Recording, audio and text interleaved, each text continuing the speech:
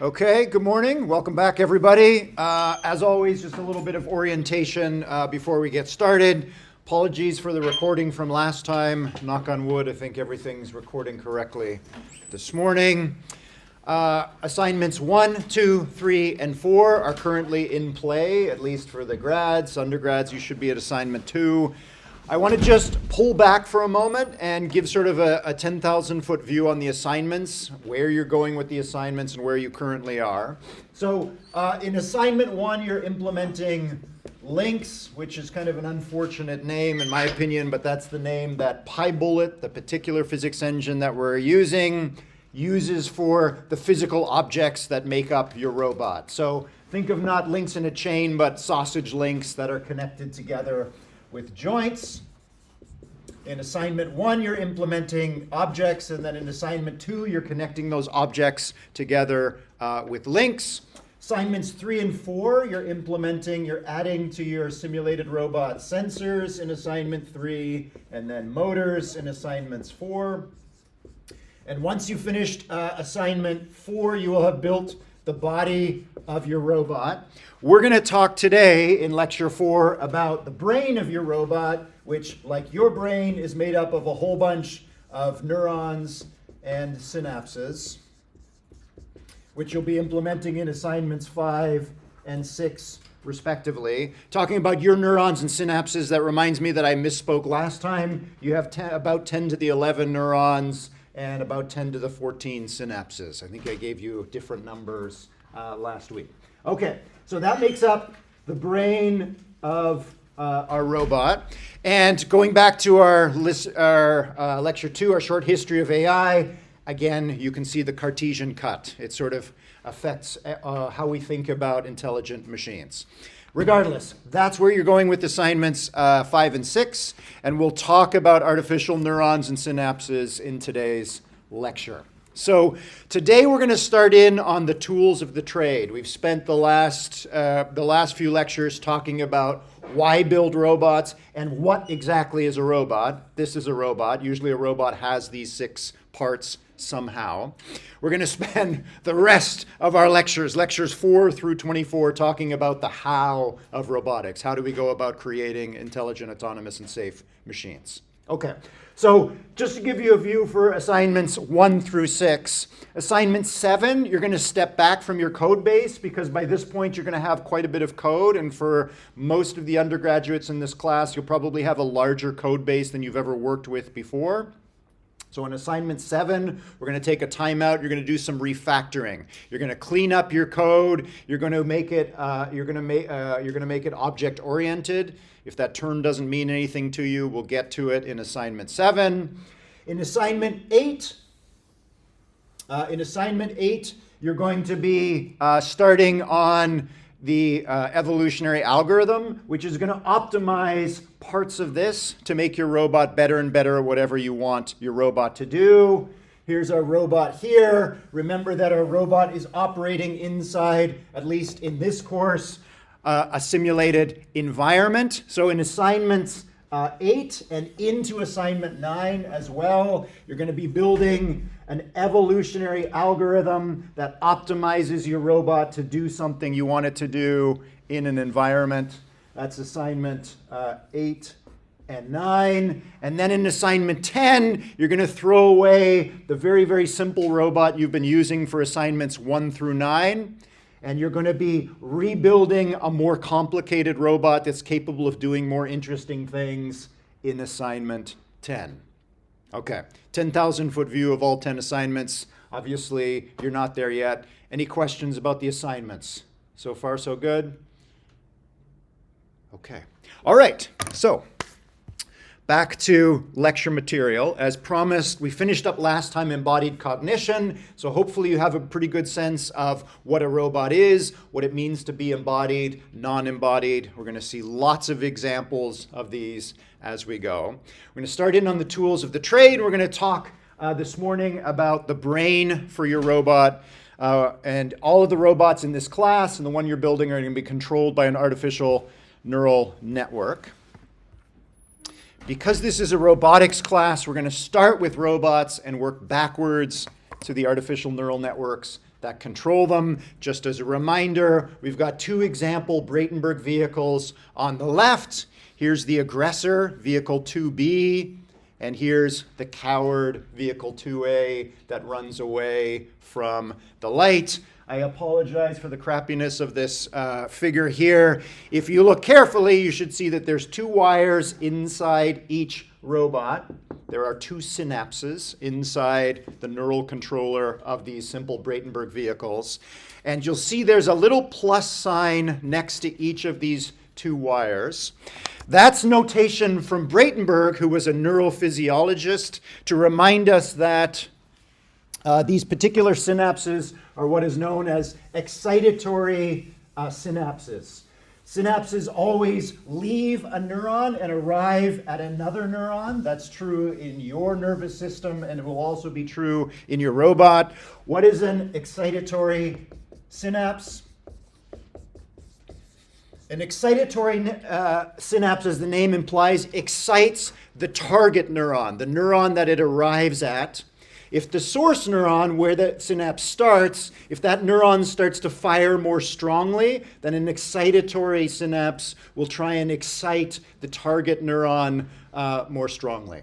Yep, that's what the little plus here means. The simplest version of this, which is what happens inside a Bratenberg vehicle, is the plus just means that whatever the value is of the input neuron, we just copy it through to the output neuron. We're now talking about input neurons and output neurons. If you've taken a class on neural networks, that's the terminology that you've probably heard before.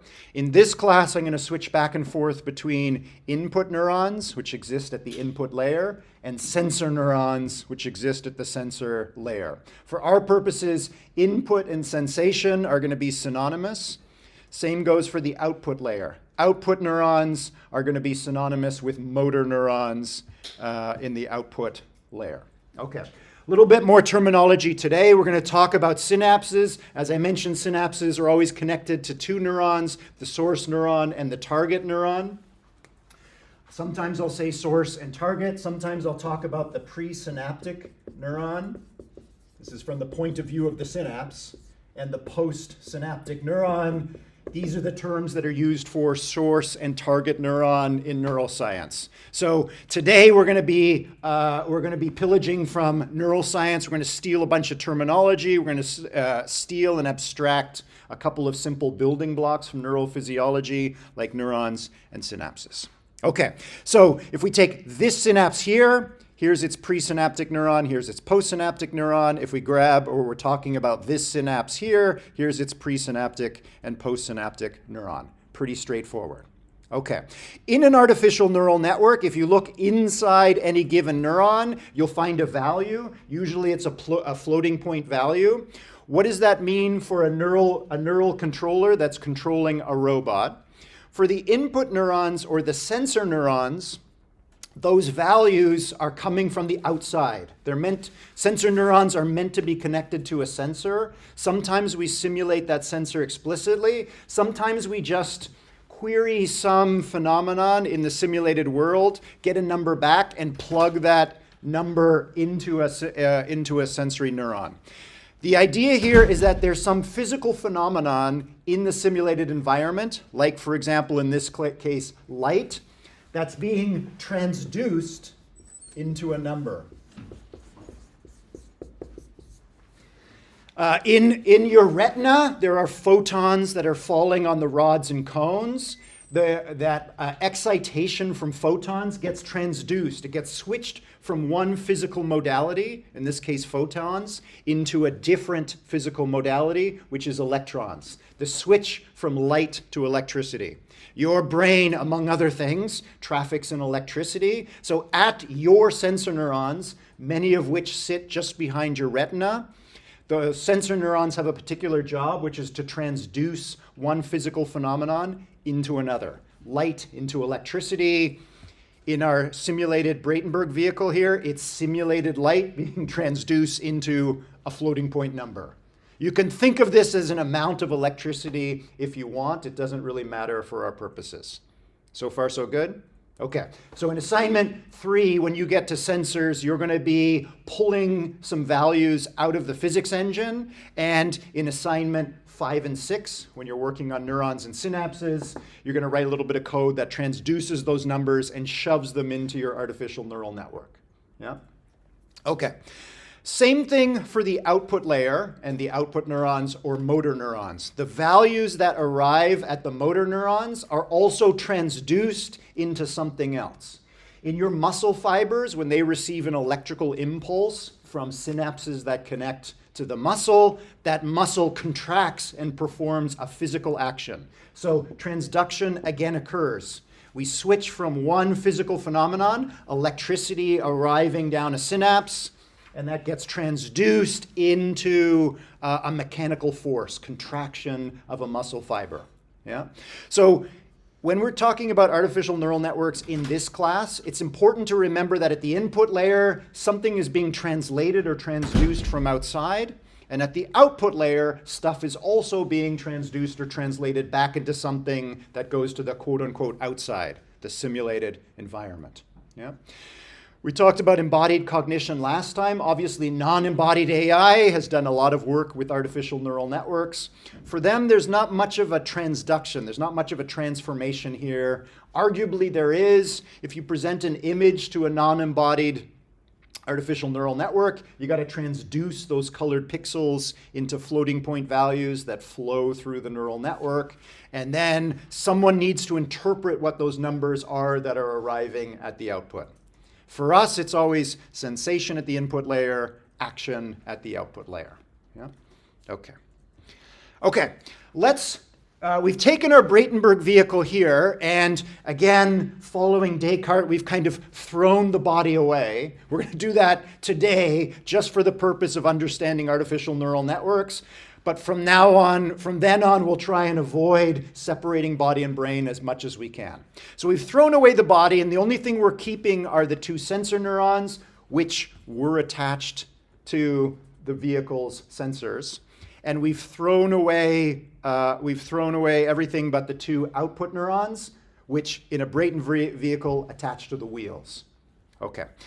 This is arguably the simplest neural network you can imagine. 2 input neurons, 2 output neurons, 2 synapses. So we're going to now, in the next few slides, we're going to add in some additional detail that's going to allow our neural network to do stuff that it couldn't do otherwise.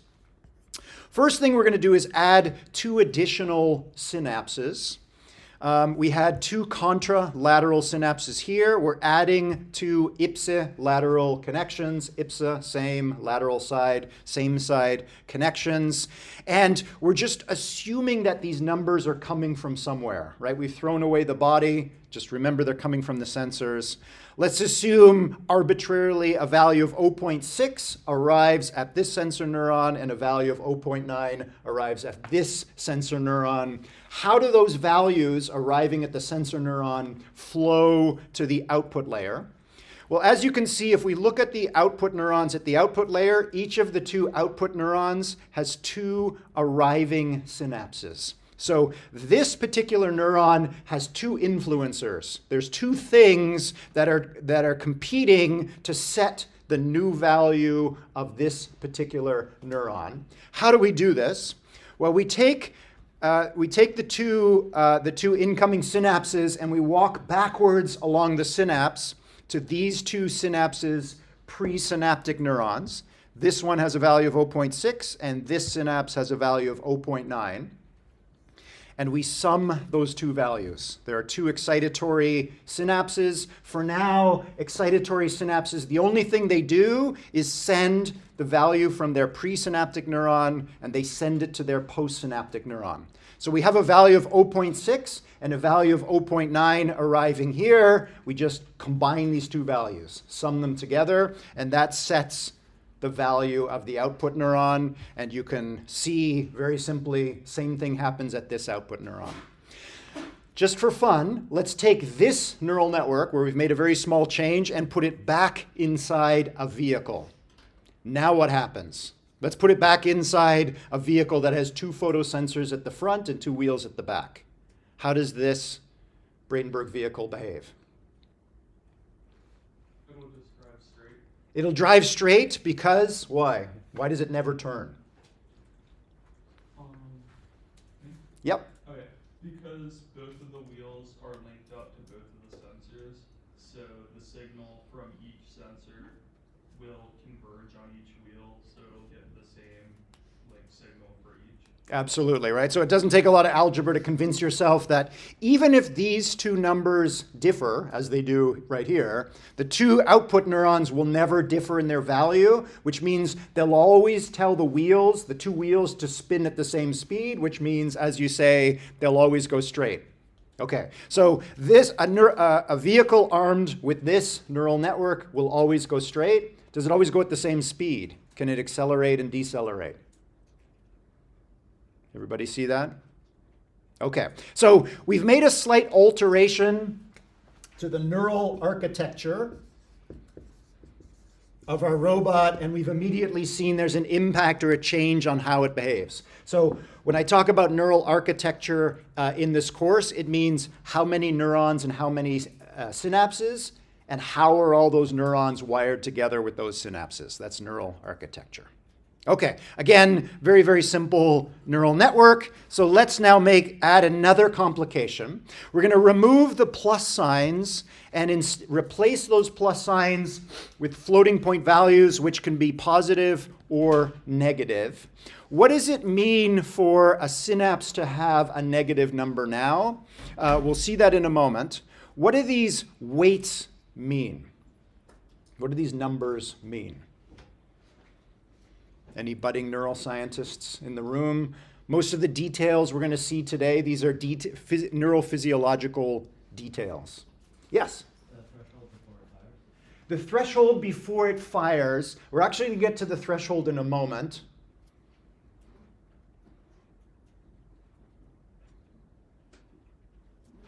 Kind of like how much the synapse itself dampens or amplifies that signal. Absolutely. So it's how much or how little a synapse influences its postsynaptic neuron.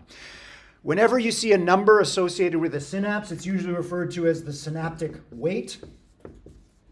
Weight of what? It's the weight of the influence of that synapse on its postsynaptic neuron.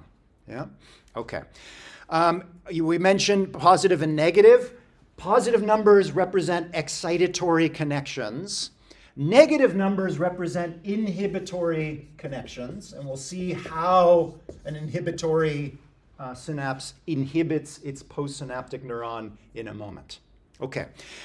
I mentioned before here, when we're trying to compute the new value arriving at this motor neuron, we just sum the two values of the two presynaptic neurons here. Now that we have weights assigned to these synapses, when we want to compute the value of this motor neuron here, we find all of the arriving synapses.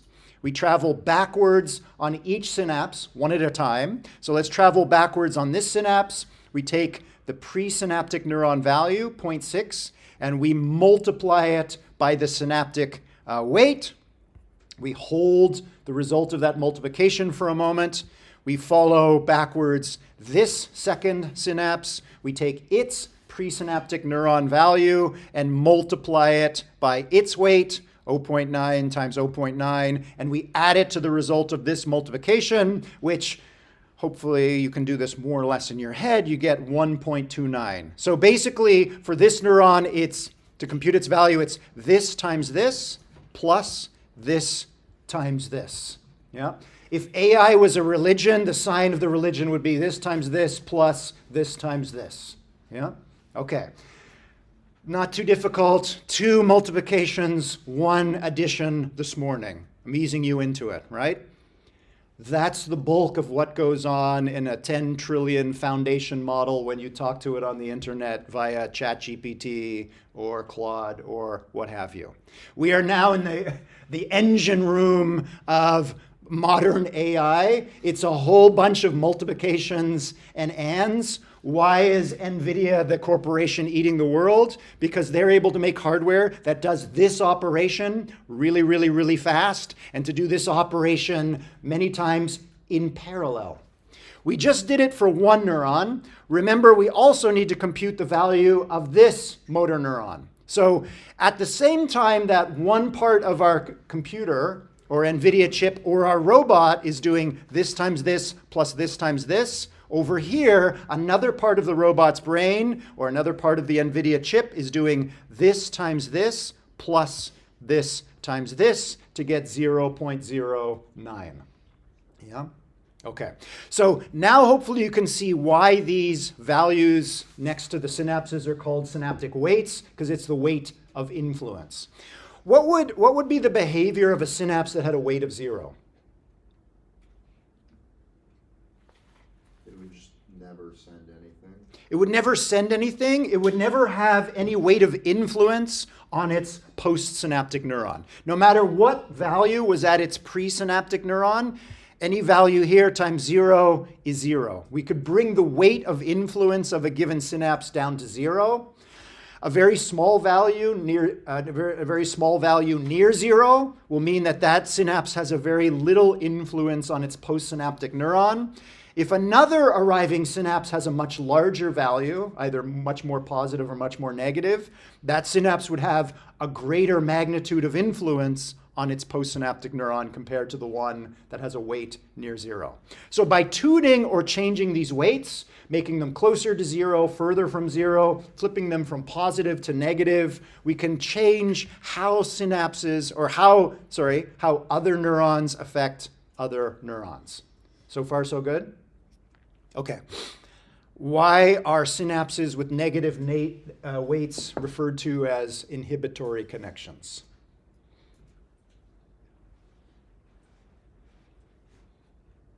What does that mean here mathematically?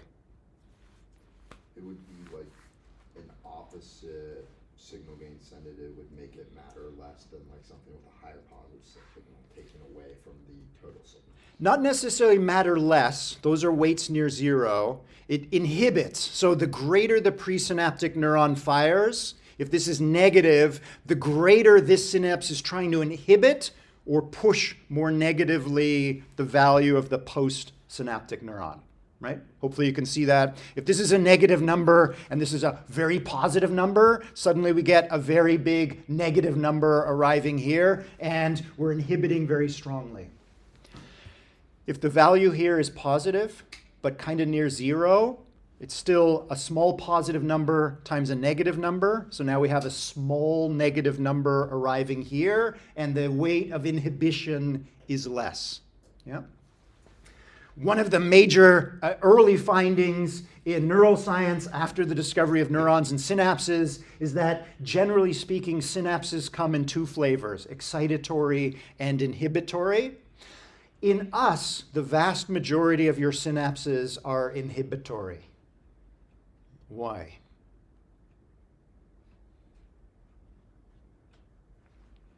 Generally, it's safer for us to inhibit some of our senses because we've got so many that otherwise it would be overwhelming, and the ability to inhibit it then kind of limits how much we're actually taking in. Great observation, right? You have sensor organs all over the body, skin, eyes, ears. You got a lot of stuff coming in. You have a lot of neurons and synapses. Generally speaking, as a rule of thumb, it's probably good to kind of shut off or inhibit most of what's coming in.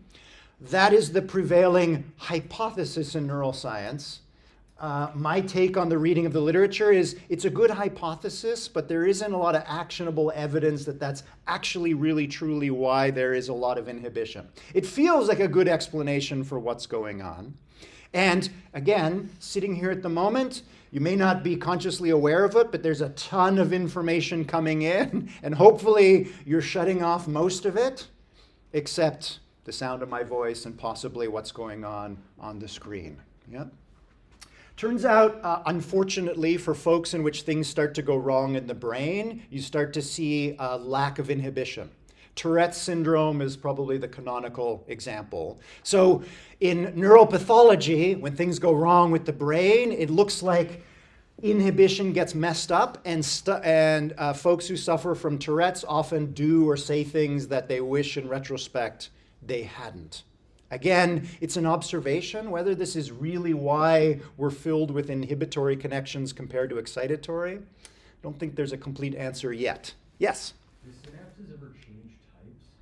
Absolutely, yes. Neural plasticity, any possible change you can imagine in your brain usually is happening. In the old days, there was evidence that said we don't really grow new neurons, we don't really grow new synapses after a certain stage of our human development. That also seems to be wrong. An interesting fact, caterpillars, when they go into a cocoon, they obviously go through huge changes in changing from a caterpillar into a butterfly. One part of that change is they liquefy and digest their brain, and then regrow a whole bunch of new neurons and synapses appropriate for a butterfly body. The new brain looks unrecognizable to the old one. The neural architecture between the caterpillar and the butterfly, unrecognizable. Turns out that there's a great scientific study where they then watched the butterflies when they came out of their cocoon, and those butterflies would make a beeline, would fly straight to a food source that they had found when they were a caterpillar. The butterfly remembered where the food was, because you can imagine when you come out of the cocoon, you're pretty hungry, you don't want to waste time finding new food sources. It would be great if you could remember where the food was before you went in the cocoon. Where did the caterpillar / butterfly store the memory while it digested its brain and grew a whole new one? I don't know. Thinking about thinking is misleading. Somewhere other than its brain, apparently.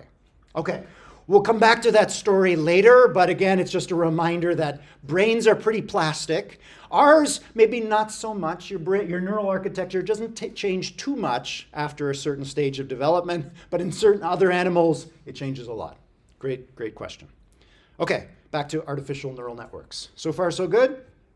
Okay, one last neurophysiological detail we're going to add to our artificial neural network, which was also already anticipated, is this idea of thresholding. You'll notice that this value is pretty near 0, and this one is greater than 1. We'll see shortly that for a lot of purposes, when we drop an artificial neural network into a robot, we want to ensure that the values arriving at the motor neurons don't become too positive or too negative. Remember that in the case of the Bratenberg vehicle, we're going to take these numbers and dictate the speed of the wheel.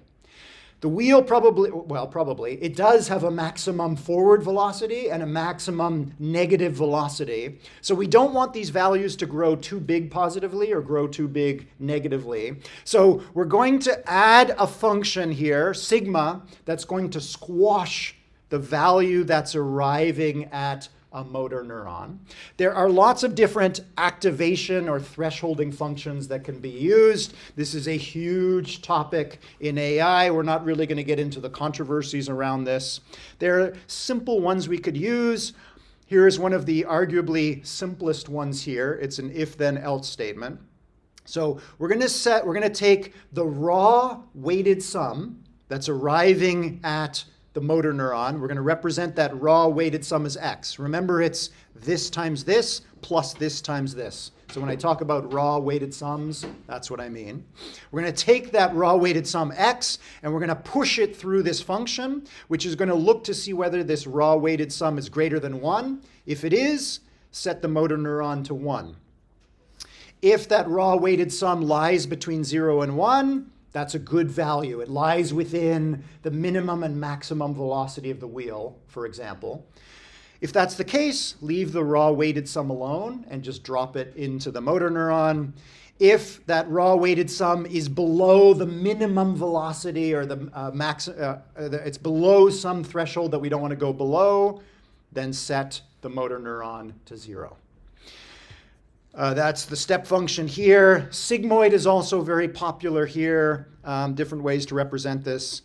We're going to just use the step function here. This value is between 0 and 1, 0.09. So we leave this raw weighted sum alone, drop it into this motor neuron. This particular raw weighted sum here has gone above the threshold, so we set the value here to 1. Okay. Seems like kind of an arbitrary detail. It's very important for a lot of reasons in AI and robotics. For our purposes today, it's just to make sure the wheels don't spin too fast. So far, so good? Okay. All right. So now we have all the building blocks to build a neural network. So let's build some neural networks. You're going to spend a lot of time in this course evolving and training and optimizing and designing artificial neural networks. Let's start by doing it by hand, like we kind of did with the Bratenberg vehicles. We're going to build a neural network now, which is a function. In fact, every neural network is a function. It's this function. It transforms stuff coming in, it pushes it through a function and transforms it transforms this vector of values into a new vector of values. We're not going to talk too much about this for the rest of the course, but it's important to remember that that's ultimately what artificial neural networks do. They transform, for us, sensation into action. Okay. So let's imagine we actually have a target function. There's a specific function that we want to build into an artificial neural network.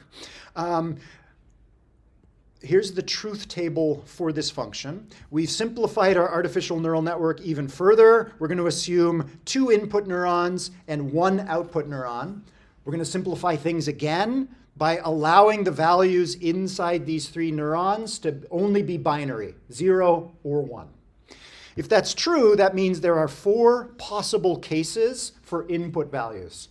If, again, this is the eyes and ears of a robot, there's only 4 possible percepts that the robot can receive. Percepts is a term stolen from psychology. It's the overall picture, either literally in the case of vision or metaphorically if it's something else. It's sort of the snapshot you get of the world through your sensorium at any given point in time, a percept.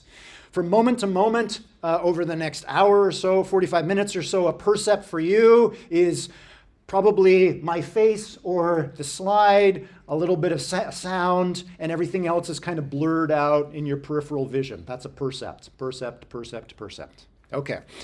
For our very simple neural network here, there are only 4 possible percepts. Either 0, 0 arrives at the input layer, 0, 1 arrives at the input layer, 1, 0 arrives at the input layer, or 1, 1 arrives at the output layer. Those are the 4 possible things that a robot armed with this neural network can perceive. We know from our God's eye view that we want the wheels to not spin, for example, in the first 3 cases, and in the 4th case, we want the wheels to spin. Sorry, not wheels, wheel. We only have 1 output neuron.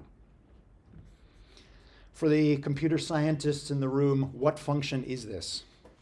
And? This is logical and. For the non-computer science majors in the class, you may not have seen this before. You may not have seen a truth table before. This is a way to represent logical functions. Functions that transform zeros and ones into zeros and ones. Okay, this is the function we want our artificial neural network to perform. We have our 2 input neurons. We have our 1 output neuron. We have just 2 synapses.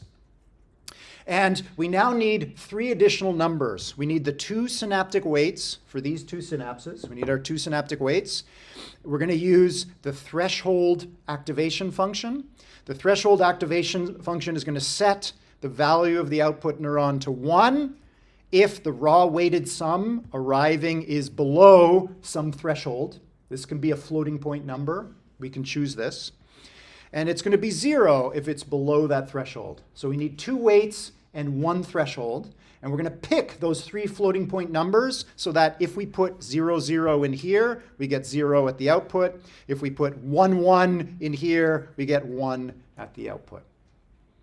What are those 2 weights and what is that threshold? What are those 3 numbers? I mean, you can do 1, 1, 2, but there's any infinite number of possibilities as long as the threshold is greater than the sum of them. Absolutely. So you proposed, let's put 1 in here, 1 in here, so 2 weights of 1 and an output threshold of 2. Okay, let's try it. So mentally, imagine there's a 1 here, and a 2 here. Let's put in 0, 0. 0 times 1 plus 0 times 1 is 0. 0, 0, the raw weighted sum of 0 is less than or equal to 2. So we set the output neuron to 0. Okay, your guess, so far so good. 1 out of 1. Okay, let's put in 0, 1. So we plug 0 and 1 in here. 0 times 1 plus 1 times 1 is 1, which is that raw weighted sum of 1, still less than 2. We put a 0 in here. All right, you're batting 1,000. 2 out of 2. I'll skip the third one. Let's put in the fourth one. We plug in 1, 1 down here. 1 times 1 plus 1 times 1 is? Don't leave me hanging. 2. Thank you. Okay. 2 is less than or equal to 2. How do we do? Not great. Pretty great. We got 3 out of 4 right. We missed the last one. The proposal to put 1, 1, and 2 in here got us 3 out of the 4 outputs we wanted. So let's take that as our starting point, and now let's make a change to one or more of those 3 numbers that were proposed to make this neural network better, to make it get all 4 cases correct. There's lots of things we could change. 1, 1, 1.9. Thank you. 1, 1, 1.9. I won't go through the exercise, but you can you can work it out. That'll give you 4 out of 4. Thanks for giving me a non-perfect answer to begin with, because we got to demonstrate the other half of the magic of AI, which is take a neural network that does part of what you want and make a slight change to it to make it better. Yep. NVIDIA and backpropagation of error and algorithms and hardware, they're all designed to also do that very quickly. Make small incremental changes to neural networks so they get better and better at whatever we want them to do. Ewan. I've heard that these single layer networks can't model an XOR gate. Okay, you're stealing my punchline. Hold on to that for a moment. We're going to get to that in a few minutes. Yes? Why is the threshold function set up like that? Why is the threshold? Why is it less than or equals rather than greater than or equals? Because that's what I put on the slide. We could change the activation function itself. We could make greater than, we could go back to this one over here. There are lots of different activation functions you could choose. So I've made some arbitrary choices here. I've picked 2 input neurons. I've chosen the neural architecture. 2 input neurons, 1 output neuron, 2 synapses. I choose this activation function. I filled in most of the details kind of arbitrarily for our purposes today, so that the only thing you need to do is give me back those 3 numbers. In order, an exercise designed to show you that we can actually design an artificial neural network that instantiates or embodies a function. In this case, the AND function. Last year's class, somebody picked 0.5, 0.5, and 0.8. As was already mentioned, there's actually an infinite number of 3 floating point values that will instantiate the AND function. There's also an infinite number of them that won't. Okay. Just as a warm-up exercise, let's to practice here a little bit, let's take a different function. This is logical OR. You can see that again, this neural network has 4 possible percepts, and we want for any one of these 4 percepts to get back these outputs. What triplet of numbers can we assign to our 2 synapses and our threshold to get this neural network to embody now the OR function?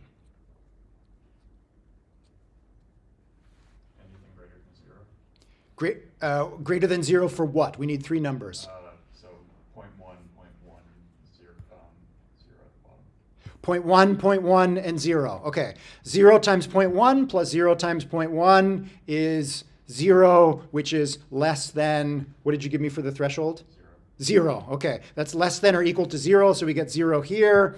0.1 times 0 plus 1 times, sorry. 0.1.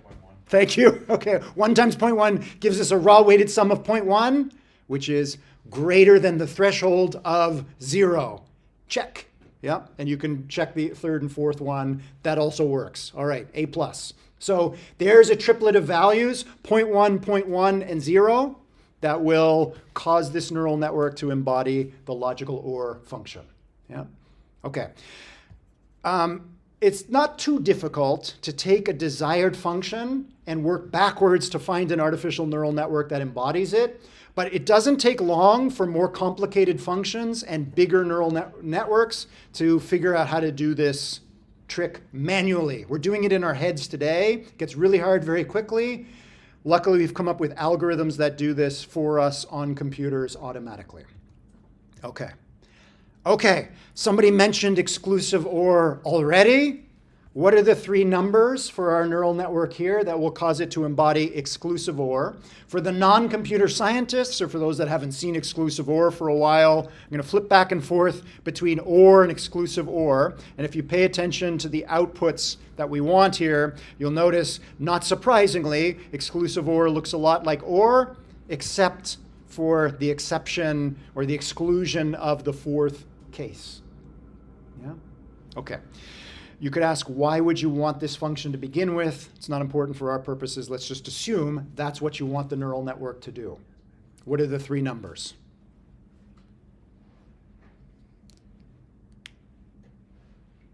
All right, this is my punchline that you stole already. It's okay, it's okay. There aren't any. There is no set of three floating point values that will produce these four outputs. So this particular neural architecture is incapable of embodying this particular function. There's some functions that it can embody, and at least one that it can't. So we're going to add one additional detail to our neural architecture, which is we're going to introduce a hidden layer here, which is made up of hidden neurons. We've got two hidden neurons, 1 and 2. Why is this layer in the middle called hidden? Hidden from what? Hidden from us, like we really only take in the inputs and act on the outputs. We don't really use the hidden layers or anything. Okay, we definitely use them for something, but we use them internally. But as you mentioned, they're kind of hidden from us being out here in the real world. Again, remember that for our purposes, this neural network is always going to sit inside a robot. So these hidden neurons are hidden from the outside world. They're sitting in darkness and quiet. They're in the center of your brain. They don't actually sense or act on the world directly. They only do indirectly by mediating the transformation of perception into action for our purposes. Why are hidden neurons important? As was already mentioned, they're important because if we add them, we now enable our neural network to embody functions that neural network couldn't before without this inner hidden layer. Okay, here's our exclusive OR. Now we need 9 numbers. 1, 2, 3, 4, 5, 6. We need 6 synaptic weights. And then we need a 7th, 8th, and 9th number, which are the thresholds for the 2 hidden neurons and the 1 output neuron. We need 9 numbers. So things are about to get more complicated. It's possible for us to derive these 9 numbers, and we're going to do so in a moment. Why do we need thresholds? Why do we need an activation function, sigma over here, and an associated threshold value for that activation function? Why do we need that at the 2 hidden neurons and the output neuron, but not for the 2 input neurons? Or sensor neurons? Hint, hint. Because the input neurons, that's always sending in everything you're getting in, but those, it needs to be important enough for it to continue sending that down. To send that down, right? So these values, we don't compute them. They come from outside. We transduce them. They're transduced by the sensors and the sensor neurons. These values are coming from outside, but these values, we or the robot has to compute these values itself. Yeah? So in order to compute these values, we need an activation function and a threshold. Okay. We're going to try and come up with these 9 numbers, but we're not just going to pull these numbers out of the air. We're going to look at the particular neural architecture that I've built here. There are 2 hidden neurons. One way of thinking about hidden neurons is that they compute a subfunction. We just saw that these two plus this one can compute a function. So why can't these two plus this neuron compute a function? We're just going to call them subfunctions because this particular neuron computes a subfunction involving this stuff. This neuron is going to compute a function using this stuff. We're going to compute two subfunctions, and then we're going to combine the results of those two subfunctions at the output neuron. What subfunctions might you want to compute? Remember, here's XOR, here's exclusive OR, and here's OR. What kind of subfunctions might you want to create? Would you want to do OR with like the first set of those, and then after you go to that, do not and? Not and. Okay. So good intuition here. Let's build a first subfunction that computes OR for the simple reason that XOR is mostly OR. Yeah? Except in the fourth case. So let's compute some subfunction in the second output neuron, the second hidden neuron that detects this fourth case, this exception, and then does something in the case of that fourth case. So you mentioned OR over here. We've already done OR. What are the two synaptic weights and a threshold that will give us OR over here? We can use the same three numbers or different numbers. What will give us OR over here? Yep. Go ahead. 0.1, 0.1, and 0. Okay, 0.1 here, 0.1 here, and we're going to stick a 0 in the brackets here. I'm not going to write it down, but just, that's correct. It'll give us OR over here. So if we plug 0, 0 in here, we'll get 0 here. If we plug 0, 1 here, we'll get 0 here. If we plug 1, 0 in here, we'll get 0. And if we plug 1, 1 in here, we'll get 1 here, which is worrying. We don't want that 1 to come down here because we want the fourth output to be 0. Let's create this subfunction, as you suggested, that computes AND. We want an AND detector, something that lights up. We want this hidden neuron to light up in only the fourth case, which is the AND function. So what two weights for these synapses and activation value here, what three numbers will give us an AND over here?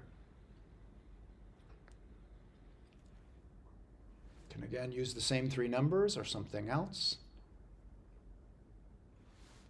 The same ones, 1, 1, 1.9. 1, 1, 1, and 1.9. That sounds right to me. Yes? I'm curious, for it, we would want, like NAND, like you said, would we want to include the NAND as that subfunction, or would we want to do AND and then the next step account for it being an AND? Great question. So we could try and embody NAND here.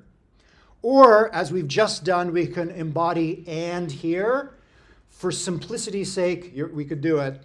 We're going to just do AND over here. So we've now set 1, 2, 3, 4, 5, 6 of our numbers. We got 3 more to go. We now have this neuron will turn to 1. This neuron will act like an OR gate, and this neuron will act like an AND gate. What do we want this neuron to do when it lights up? When it says, yes, I recognize AND. I know that there's 1, 1 coming in. Should be inhibitory. It should be inhibitory. Exactly, right? We want this neuron to come in and sledgehammer when this one tries to sneak a 1 down here to the output. So let's set this to 1 and this to -1. We'll just pick an inhibitory value. Let's do the 1, 1 case. We plug 1, 1 up here. We know that this is OR. And OR tells us that we get a 1 at the output when the input is 1, 1. So we have 1, 1, and our OR neuron lights up. We have 1, 1, and the AND lights up. So we have 1, 1, 1, 1. 1 times 1 is 1, plus 1 times minus 1 is 0. What's the 9th number?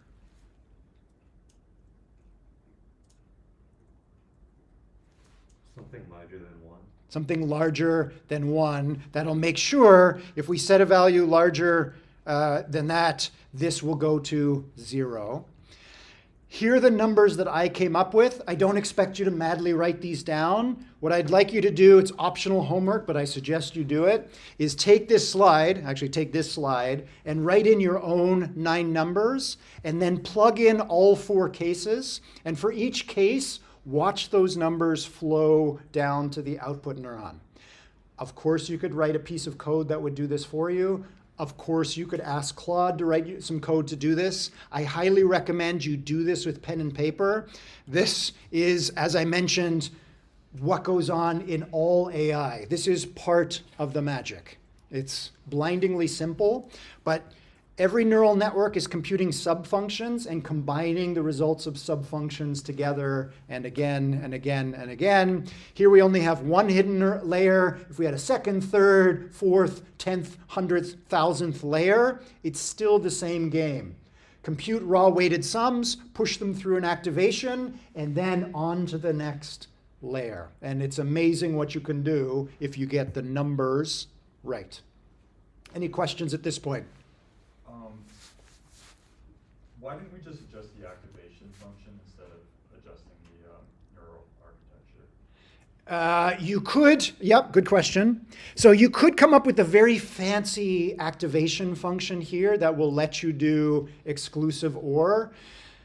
It's kind of cheating. You can do it, but it's better to do it with simpler activation functions and synaptic weights, because you never actually know.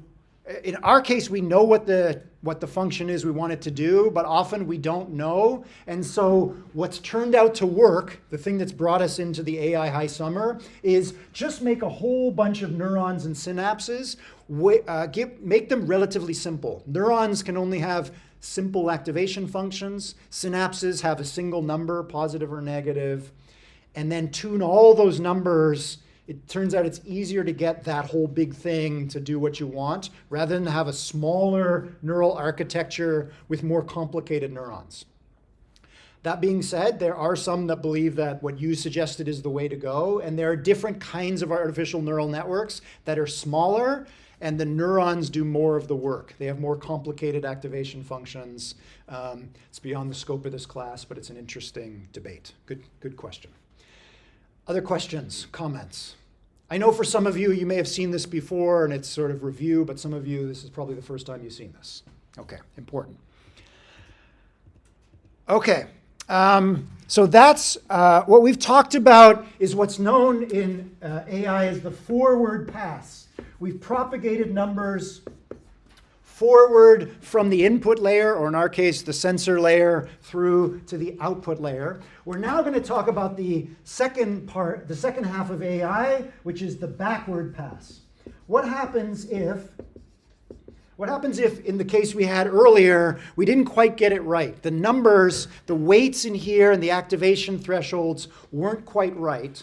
How can we tell a computer to go backwards from the wrong outputs, compare those wrong outputs to the correct ones, the ones that we wanted, take the difference between what we guessed or what our neural network spat out and what we wanted, take that mistake, calculate the mistake, and then go backwards through the neural network to find which numbers were the culprit, which numbers caused the mistake to happen.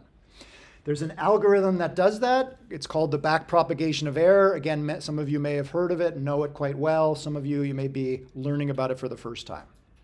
Okay, to demonstrate backpropagation, as you can see, I've changed the neural architecture again. 2 input neurons, 2 output neurons, no hidden neurons. I'm now not showing you the activation thresholds. In most artificial neural networks, humans set the activation function and the threshold or the numbers that are needed for that function.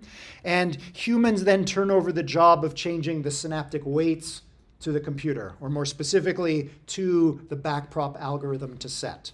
So from now on, we're not going to fiddle with activation functions. We're going to assume, actually, we're not even going to assume what they are. In this case, we're just going to play with synaptic weights. Okay, here's our truth table over here. Again, we have two input neurons, so we're going to assume the neurons are binary. The neurons can only attain a value of 0 or 1. We have two output neurons, and we're just going to assume, again, we know what this truth table should be. We have a particular function in mind, and I'm only showing you one part.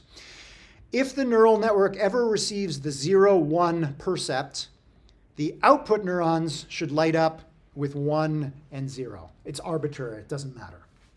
Okay. We're going to plug in 0, 1. I've arbitrarily picked some weights already, 1, 1, 1, and 1. We've got 4 synapses, 4 synaptic weights. And I'm hiding this. I'm hiding the activation function, but let's assume that this particular neural network spits out 1, 1, where it should have spat out 1, 0. Yeah? So if I compare this output value to what I wanted, there's 0 error. This output neuron did the right thing. This output neuron spat out 1, but it was supposed to spit out a 0. So the error is 1. The backprop algorithm takes over, and the main thing that the backprop does is start to assign blame.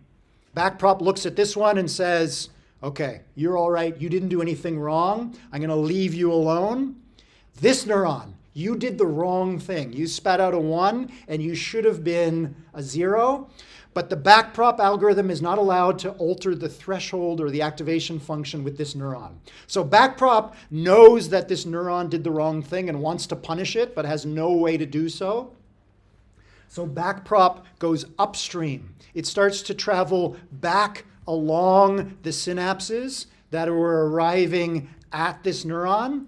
And if it travels along this synapse, and it travels backwards along this synapse simultaneously, and it knows that the value here is 1, but the value should have been 0, what does backprop do to these two synaptic weights? These two synaptic weights are 1. What does backprop do to them? Virat. What's that? Recompute the values. What do you mean by recompute? Like they pass the weightage. The two weights are 1, 1. Yeah. So they will pass the adaptive weightage to recompute those values. We have to recompute, or we have to change these weights, right? These weights are causing a value of 1 to arrive here. They're both excitatory. They're both positive values. Forget backprop. You do it. What does your intuition say? Do we change both values? Do we make them more positive, more negative, make one positive, one negative? What do we want to do? I can see some of you pointing down, right? We want to pull down the weights. If these two values of 1 become 0.5, generally speaking, the raw weighted sum arriving here is going to be less positive. Everybody see that? I'm not going to get into more of the math of backprop, but that's exactly what backprop does. Backprop is able to know how to change these values so that if, for example, backprop changes these two weights from 1 to 0.5, the next time we plug in 0, 1, hopefully we will get 0, or at least there's a greater likelihood that we will get 0 here. That's what backprop does. It works from the output layer to the input layer and changes synaptic weights. Sometimes it flips excitatory synapses to inhibitory or vice versa. It changes the magnitude of those weights of influence. And the magic of backprop is it can actually figure out how to do that. And it can figure out a way to do it to guarantee that the next forward pass, the next time we plug in some input values and go forward to the output layer, generally speaking, we're going to get more right answers. Yeah? Okay. All right. Here's another example here. So Backprop works for several reasons. One intuitive reason why it works is it's making localized changes to synaptic weights. In this cooked cartoon example that I'm giving you, it did not make changes to this weight or this weight. It localized where the problem was and fixed things there. Generally speaking, if you want to fix a complicated machine, that's a good way to do it. You don't throw the complicated machine away and make a whole new one. You isolate where the problem is and fix it. Yeah? Okay. All right. Works great most of the time. There is one major problem with artificial neural networks that use backprop, and that problem is overfitting. Okay. This also happens in robots. That's why we're going to spend a few minutes talking about this. You'll notice that, again, I've expanded our neural architecture. We now have k binary input neurons. The k input neurons can take a value of 0 or 1. We have just one output neuron, also binary, and we have a whole bunch of hidden neurons in the middle. We're going to assume for our purposes that we have n hidden neurons and k input neurons. I'm not going to identify what n and k are, but just for our purposes today, assume n is much larger than k. Okay. Assume that we team up with the hospital across the quad here, and the hospital wants to develop some AI for their emergency room so that a patient who walks into the emergency room and says, I'm suffering from symptom 1, I'm not suffering from symptom 2, I am suffering from symptom K. In the emergency room, the neural network will come back and say, I think this patient is possibly suffering from a given disease. Send them to this part of the hospital. A second patient walks into the same ER. This patient says, I'm not suffering symptom 1. I am suffering symptom 2, symptom K. The same artificial neural network says, this patient is not suffering from this disease you're worried about. Send them to this other ward. Let's assume this disease is COVID. Yes, COVID, no COVID, no COVID, yes, COVID. Let's separate patients streaming into the emergency room as quickly as possible for very good reason. Yeah? Okay. This is the desired function that we want. So let's use backprop to train our neural network, and we're not going to run backprop. We're not going to talk about synaptic weights anymore, but assume that we train this artificial neural network so that now when we feed in 1, 0, 1, we get a 1 or a yes at the output neuron. If we feed in 1, 0, 0, we get back a 0 or no at the output neuron. So we're going to train our neural network on a bunch of patients that do or do not have these symptoms and actually do or do not have COVID. We know what the answer is. We're hoping now, once we've trained this artificial neural network, that when the n+1th patient walks into the ER and reports a unique pattern of symptoms, a set of 1s and 0s for our K symptoms that none of the n patients reported, that artificial neural network can generalize. It can give a pretty good guess or a pretty good prediction as to whether or not that patient is suffering from COVID without knowing whether that patient actually is suffering from COVID. Right? That's the hope of AI. Let's assume at this point that we have trained an artificial neural network on these n patients, and if we now, after training with backprop, give this trained neural network the inputs from any one of these patients, it gives us back the right answer. After training, our artificial neural network gives us 100%. We say, awesome, we've done it. We give this AI model to the emergency room and say, trust us, you're good to go. There won't be any infection of COVID patients to non-COVID patients. Some of you are already smiling and laughing. You know how this goes. Things don't go so well. Why not? Because we chose the wrong neural architecture.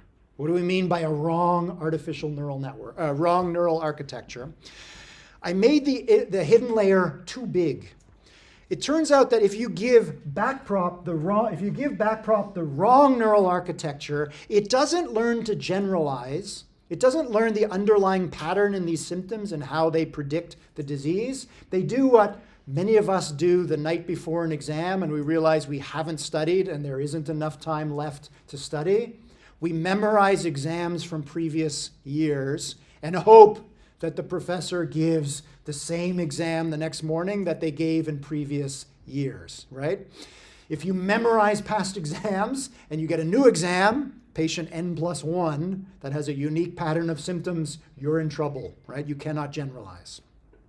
How does a neural network generalize? It's possible that backprop will figure out that this hidden neuron here should only light up for the pattern of symptoms reported by patient 1. This neuron becomes a patient 1 recognizer, like we just made a neural network that's a OR recognizer.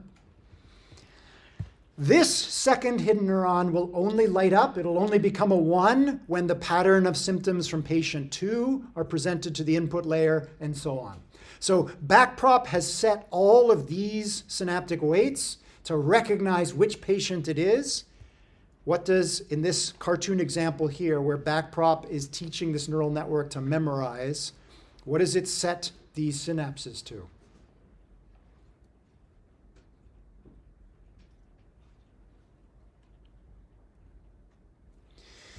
Let's assume in this case we fed in the symptoms from patient 1, and we need to get a 1 down here. How do we get a 1 down here?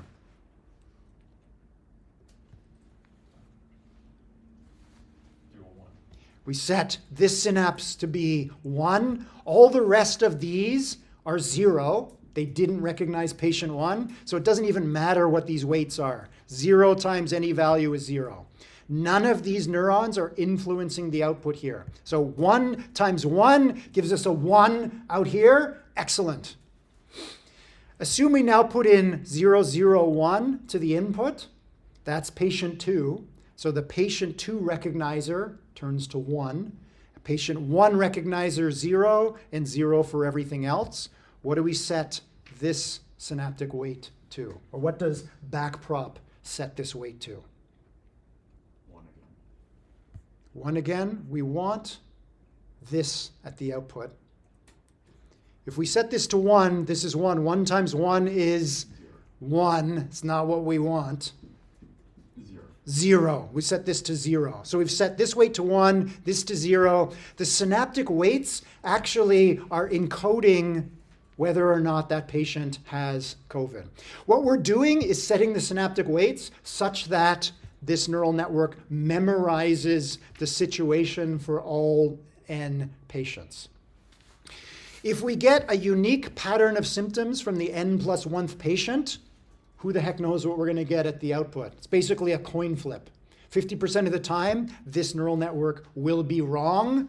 Like you, if you're given an exam you've never seen before and you memorize past exams, and this new exam you've never seen before is a whole bunch of true-false questions, right? What do? You put in all false and hope you get 50% and pass. Yeah? Question? So if you had a model like this and it overfit to the data, would you then be able to extract a column of the data just from the hidden layer? Yes. Yep, absolutely.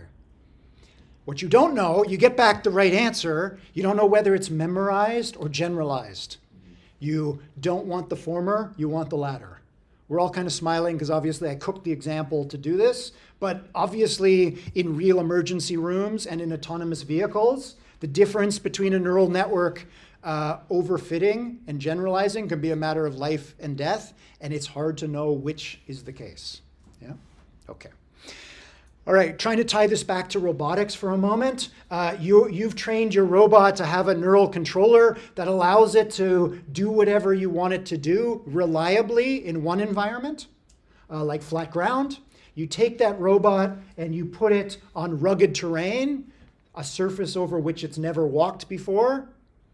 Is it going to continue walking? Is it going to do the right thing? Remember we talked about construction sites. We have a robot that does very well on N construction sites. It carefully moves bricks from pile 1 to pile 2. We take that robot and we deploy it into the N+1th construction site. which, because it's the real world, is going to have differences from all the other construction sites that robot has ever seen, is it going to do the right thing? Is it going to carefully pick up bricks from pile A and move them to pile B? Or is it going to decide to pick up bricks from pile A and throw bricks to pile B? Or something else equally crazy? Who knows? Again, from a robotics point of view, arguably even more so, the difference between overfitting and not overfitting can be a matter of life and death. Okay, an important kind of unsolved problem in the field. Okay, we got 5 minutes left. One other neurophysiological detail that we're going to add in is memory. When I asked you for a definition of intelligence, at some point somebody said remembering things or memory. Obviously, if you have no memory, you can't remember anything that happened in the past, you somehow have limited intelligence. You have limited options. How do we add memory to a neural network? Well, we're going to break this idea that values flow forward from the sensor layer to the motor layer by adding synapses that point backwards. Or maybe not backwards, but at least laterally from side to side. So going back to our simpler Bratenberg type neural network, we've got 2 sensor neurons, 2 motor neurons, we have 2 ipsilateral connections, 2 contralateral connections, and now we've added 2 new recurrent connections. Given these additional recurrent connections, how do we compute the new value at this motor neuron, the first one? I got a question mark in here. Well, as I told you before, whenever we compute the value of a neuron, we first have to compute the raw weighted sum. This times whatever the weight of this synapse is, plus the value of this neuron times the weight of this incoming synapse, plus the value of this neuron. But this neuron is another output neuron, which we haven't calculated the value for this motor neuron yet in time step t+1. We had a value from before. We need something in here. At this particular point in time, at time t+1, we have the percept for the robot, but it has not yet, quote unquote, decided what to do. We're trying to compute the values in here. So we have 1, 2, 3, 4, 5 values. We're missing the 6th value. Where do we go get the 6th value? We go get it from the previous time step. What was the value of of the second motor neuron at the previous time step? What this robot is doing at this point in time is combining perception, a percept in the present, with a memory of what it did or what that motor did in the past. We talked about the Turing machine, which combines what it's currently seeing with internal state, stuff that it remembers from before. You also do this all the time. I always say thinking about thinking is misleading. This is one of the things we're not misled about. We know that your brain combines current information with past information. That's what recurrent connections allow us to do. Everybody see that? Okay. We're going to finish up here, but I just want to say one last thing about this. We're going to see a lot of different robots with lots of different neural architectures inside. If we see a neural network inside a robot that does not have recurrent connections, it is not capable of memory. It cannot remember things from the past, no matter what synaptic weights it has. If we see a robot that has a neural architecture inside that contains recurrent connections, that means the robot may be capable of remembering things from the past. If the value of these 2 recurrent synapses, if the weights of these 2 recurrent synapses are 0, it has recurrent connections, but it cannot remember things from the past. This will become important later on. We got a couple more slides to finish up. We'll finish them up next Tuesday. You have a quiz due tonight. Undergrads, assignment 1 is due Tuesday night. Grads, assignment 3 and 4 is due Tuesday night. Have a good rest of your week. Thanks.